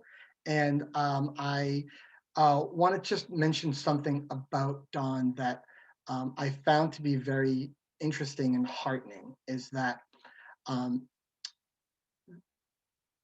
there's a big chance that you're taking when you're opening a club like ManRay. And one of the things I have heard from many people, but specifically about Don, is that Don was very good at giving anyone that wanted to take an opportunity of creating a night or a way of getting people in the club and running with it, and giving support to that. And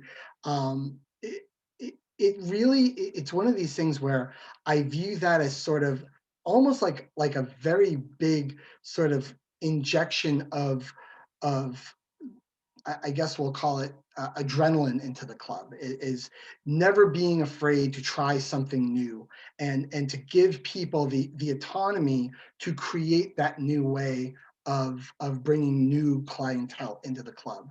So Don is a very important and huge voice in the creation and running of this club. And there'll be more about Don in the book, but I wanted to address that. Scott, you also brought up another question, which I'll try to address as well if I can scroll and find it. Which is, And his other question was, I recall the front lounge room being called the church, and was wondering who had given it that name. So let's start with Bruce on that. Have you do you know of how it obtained that moniker? I'm pretty sure that was after Bruce left. I'm not Okay. Sure, that was, it looked kind of churchy, didn't it? It had sort of I think it was a I think it Church was a pews. steakhouse. Oh, no, none of that was there when we were there. That room, the other two rooms, the front rooms were campus. It was a gay bar. It was separated. When you entered it, you were going downstairs from Man Ray to the men's rooms and up another set of stairs. There was a door in between, but it was kept closed. And I think at some point they closed campus and made that all part of Man Ray, but that was long after Paul and I were gone. Gotcha. Thank you. I think so too. There was a church-like atmosphere to it. Yeah, well, with the church pews and the It was the wood paneling. Yeah. Yes. Chris, do you have some thoughts on that?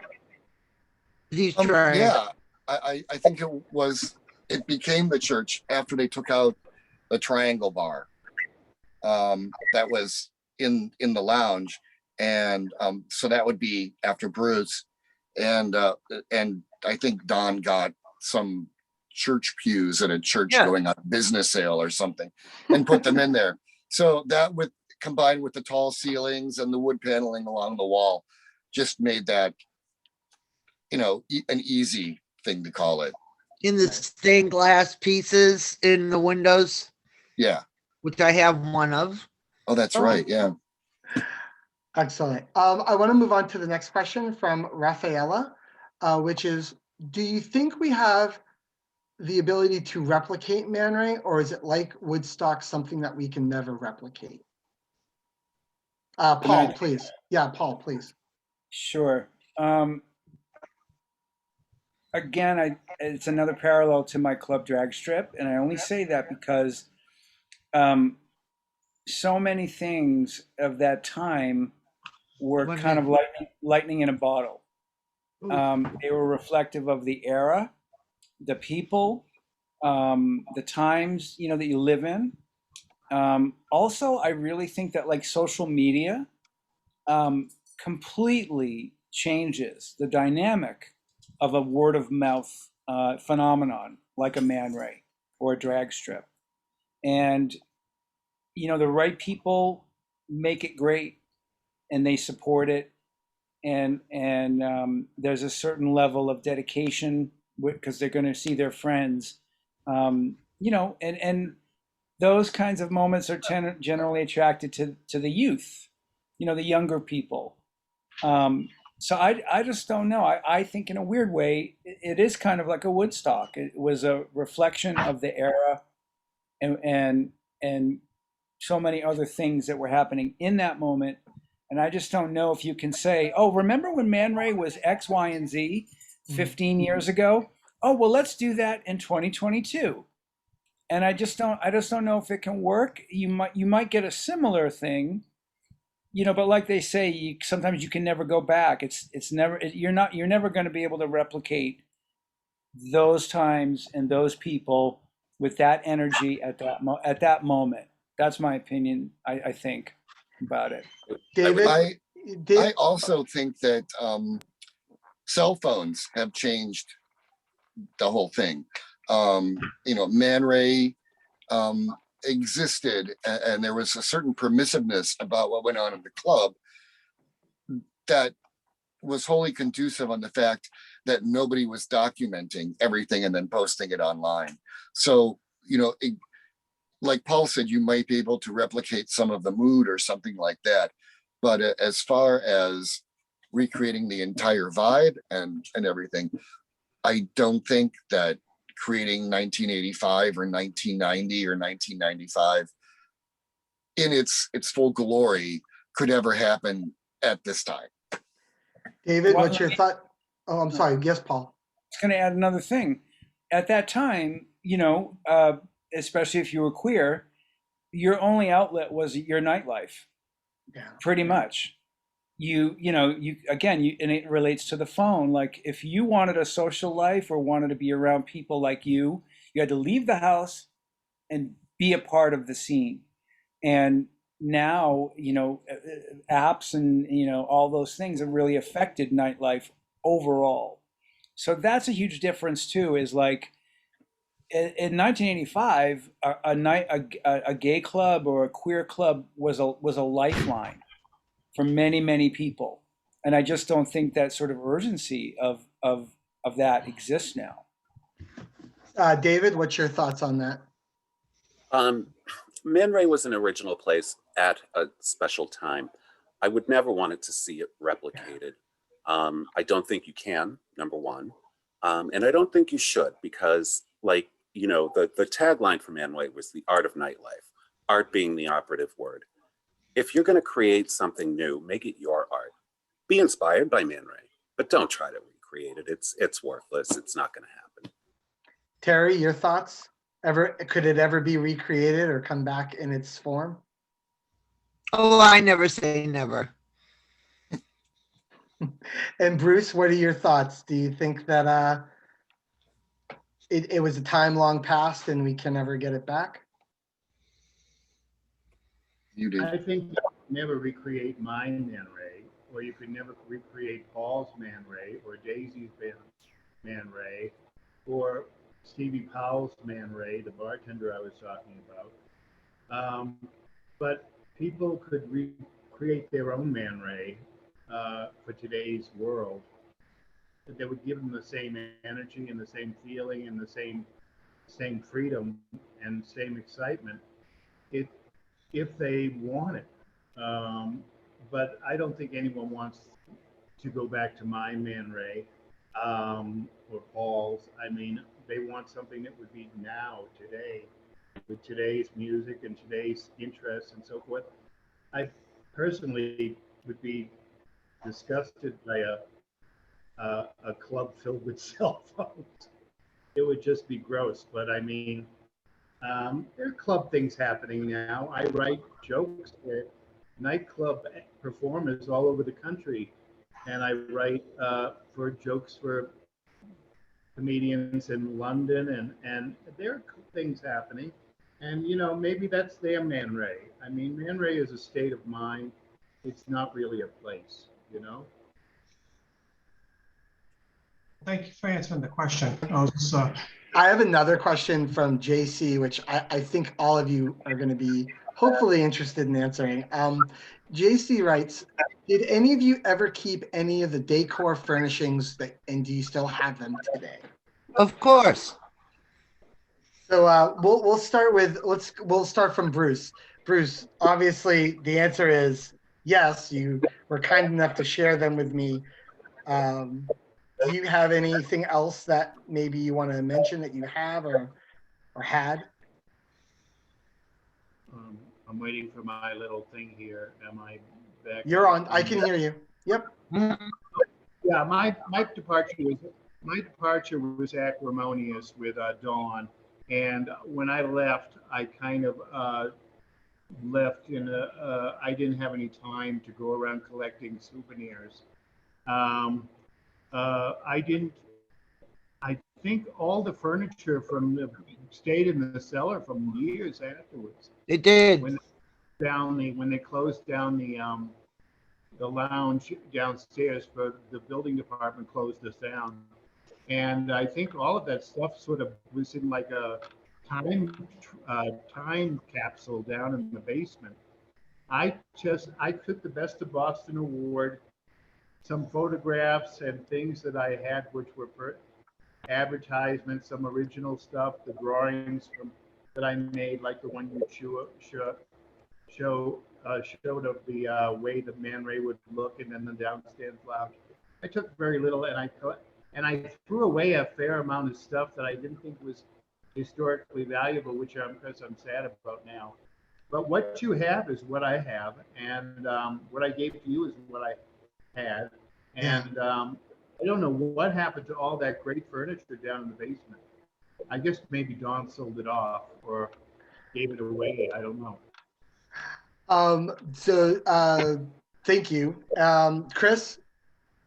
Well, to Bruce's question about a lot of the furniture, I think that it was kept down there and used in the dressing room, and a lot of the stuff when the downstairs became a dressing room, and a lot of the stuff was decades old, and I think a lot of it fell apart through use and overuse, sadly. I will say that from the Astra Lounge, I have a Johnson and Johnson's little metal first aid box, and I have a lamp from the Astra Lounge too, from downstairs, that had been just stored away for a long time since it was closed. So those are the two things I have from that. Terry, how about yourself? What do you have in your collection? I have a stained glass panel, 2 of the ironwork hands that were behind my bar. Remember the ironwork hands, Chris? Yeah. Remember? Oh yeah, yeah. Of course. And the stained glass, remember, it was made into a box. Right. So I have one of those that's in my foyer. Oh, and little knickknacks here and there. I mean, I'm a pack rat. I'm the first one to admit it. But those are the things that stick to mind right out. I didn't take any of the signs. Well, small signs. Gotcha. David, And, how about you? Bruce, Daisy? Bruce, one more thing. Oh. That Astra Lounge and all that stuff was in a basement, and over time that flooded a lot. So there were mold. a lot of things were just damaged through the course of time. Yeah. A lot of the That's true. furniture and stuff like that. I just remembered that I stole a lamp from the DJ booth. It was a 60s lamp, and it was sort of like it had a base, and then it went up like that. It was circular, and it was kind of where I would write down requests. And I don't know when I stole it, but I did. Thanks. Daisy, how about yourself? Yeah. Well, I got a couple of ashtrays and stupid stuff like that, T-shirts, whatever. But I got what I wanted, and I think so far I've won the jackpot. I am the proud owner of a ManRay disco ball, complete with its motor. Awesome. Oh, good for you. That's amazing. You win. So I'm gonna move Hold on on. to some more questions. Sean, I Yeah. think Bruce had something to add. Oh first yes, Bruce. before we I'm move sorry. on. Please, Bruce. I can solve the mystery regarding the Doberman and the rhinoceros. Oh, I love those. The rhinoceros was rented. Right. Was rented from a mannequin company out in Woburn, Mm-hmm. and I think it probably was eventually returned to them. I think The so too.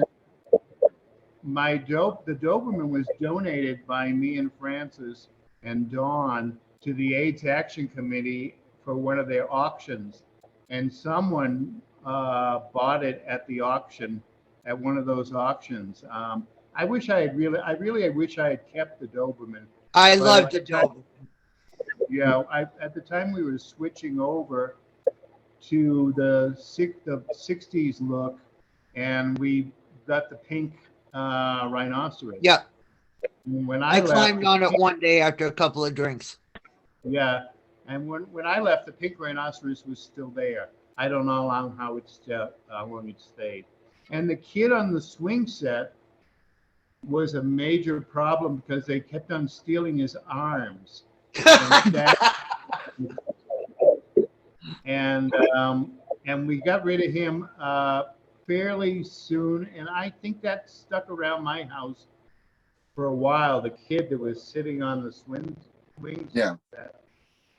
And eventually, it just got lost in one of my moves, or it just got, or someone must have stolen it.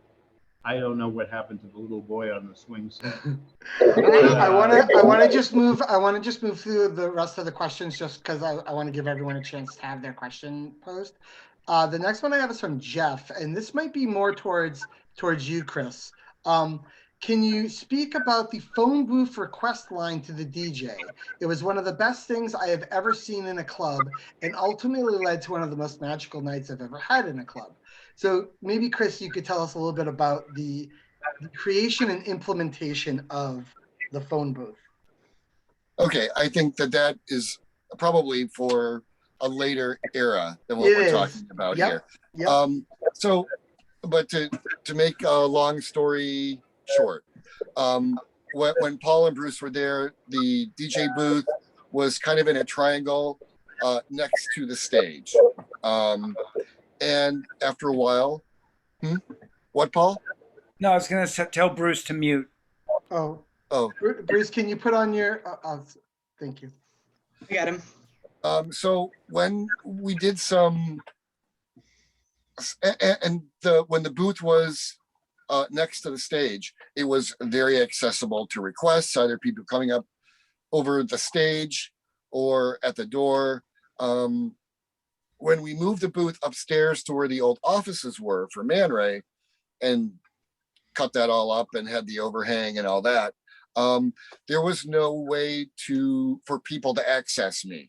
So this idea just came up where they would set up kind of a walkie-talkie system where they put a phone booth downstairs and people would pick up the phone and it would ring in my booth, and then I would pick it up and answer people's requests, which became for me one of the most annoying things ever, because people would always pick it up right when I was doing a mix, and then there would be this ringing sound in my head from right behind my head.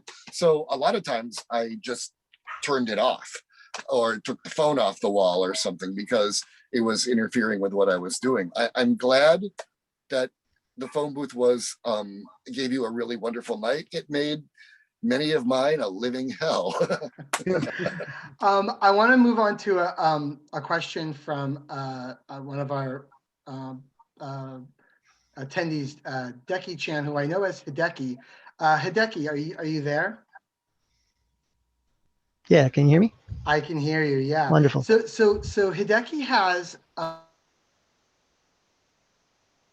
some real he's done of ManRay, and I'd like to see if you. I made you a co-host. I don't know if you're able to share your screen now.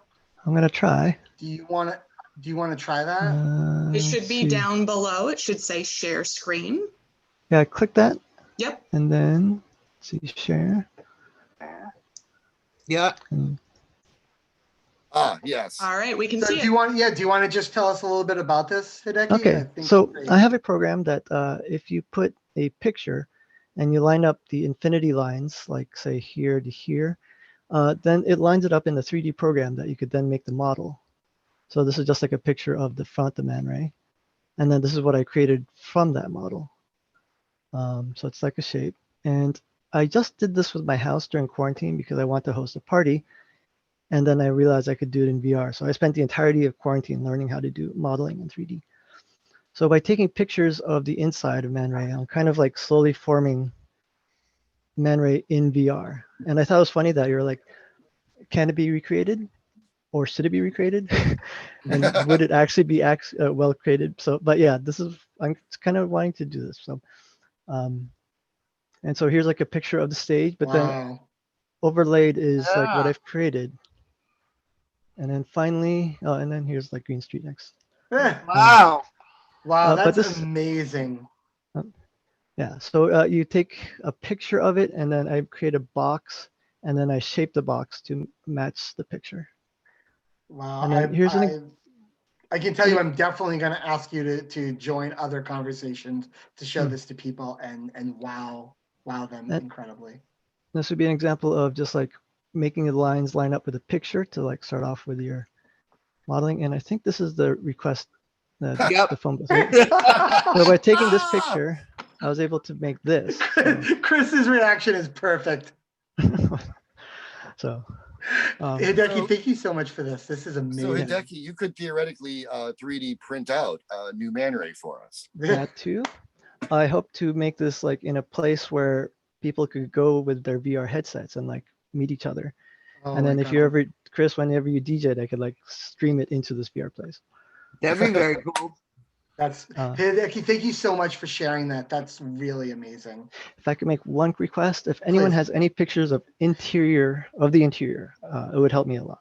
Yeah, you had reached out to me and I will get back to you. I don't have any immediate, but I know I have some of the older ones. So I have a couple. That's helpful. Thank you. Thank you for sharing that. That's really great. Thank you, Hideki. That was gorgeous. Yes, Um, loved it. Let me see if I think there might be one more question here. Hold on for 1 second.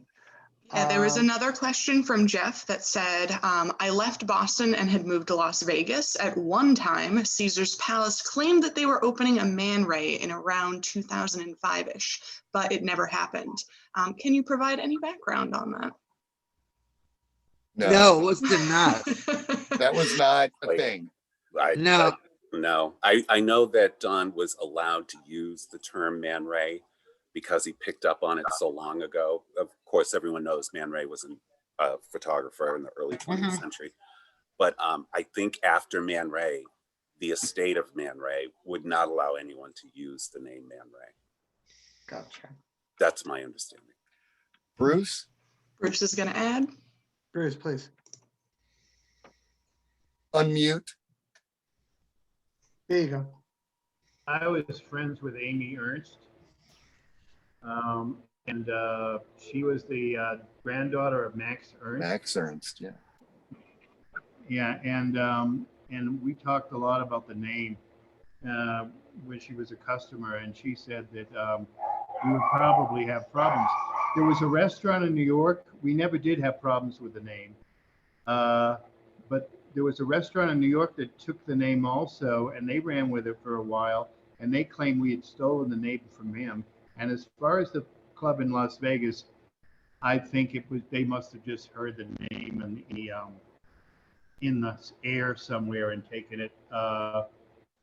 Certainly having originated with us, because the restaurant was not terribly popular. The one in they claimed we stole their name, and I think it's kind of laughable for someone to think that we stole it from a restaurant. Wow. Not a famous Dada is. It would Bruce, be like it's interesting. Jeff just wrote something that they used the Man Ray logo. The restaurant? Yeah. Oh, well. Or this Las Vegas place. Oh, yeah. And they were just stealing from us. I mean, Yeah. Then it was steal. I mean, sometimes great ideas are in the wind, and people can have them in simultaneous times. But I think that's just them stealing our look and image. Probably someone worked in Boston at one time and gave them the idea to a club manager. I worked a little with casinos in Vegas in my later life, and they're desperate for ideas. Desperate. I mean, you can walk into any creative director of any office in Las Vegas, and they will take any idea you have to give them. And I'm sure people from Boston went out there and said, "I have an idea. I call him Man Ray," you know. And well, they I said, mean, "Oh, look at the Vegas Strip. The Vegas Strip is all recreations of famous landmarks. It's like they don't have too many original ideas down there. Yeah, that's true. They just desperate out there for any good idea that they can buck. And they'll do it for 6 months and then tear it out. You know. So we're coming to the end. A show there, but Go on. I'm sorry, Bruce. Oh, I'm off a minute.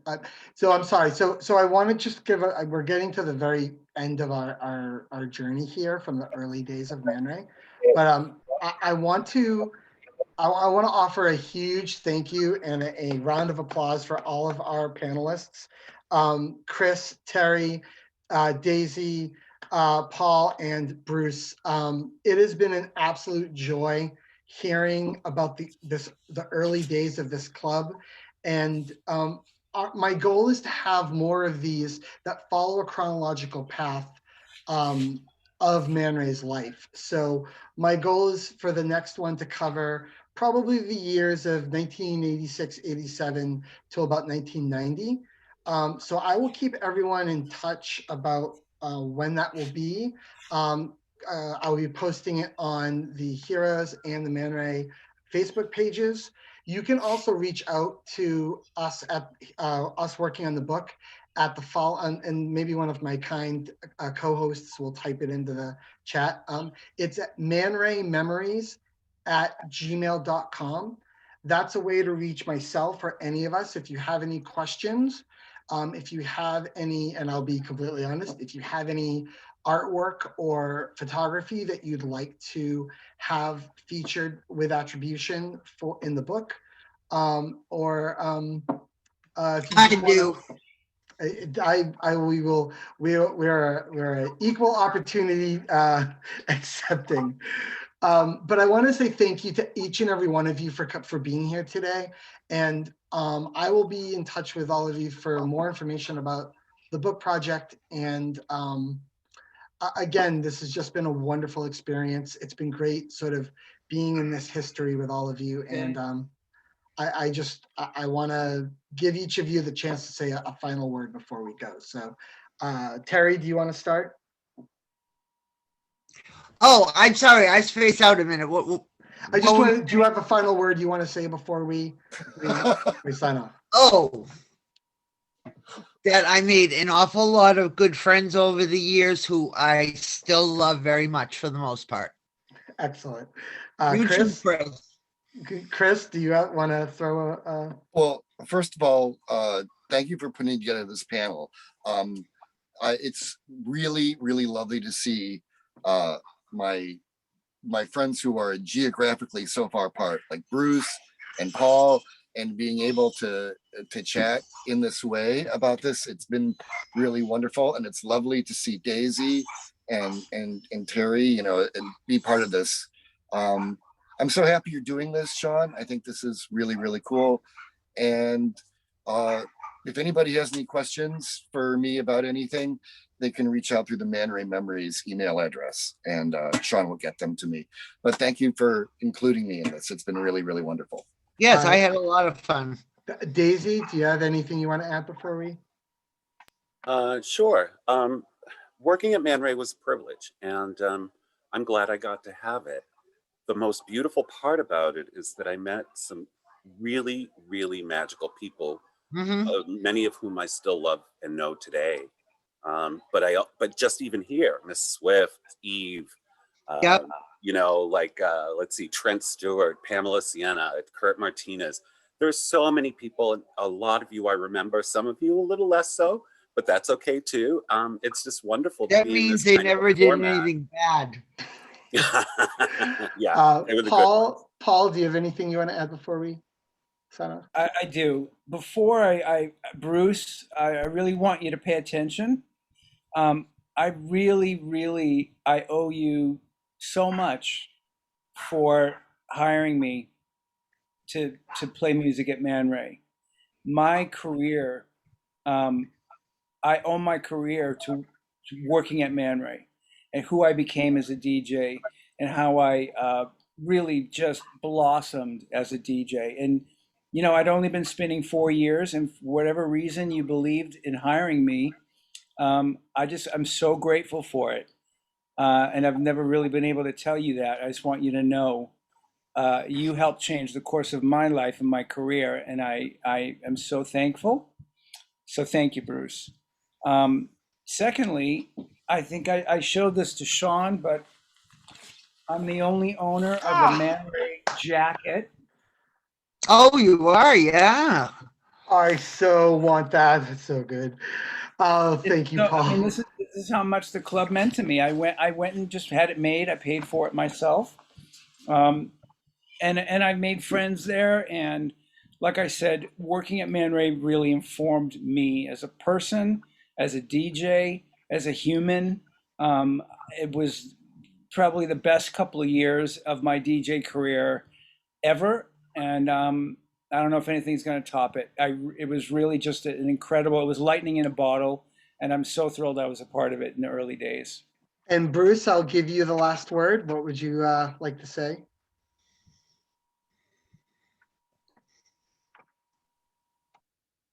Well, I'm thrilled that that people remember ManRay, and that it stayed open all those years. I was always amazed that is managed, you know, with the 1 o'clock license and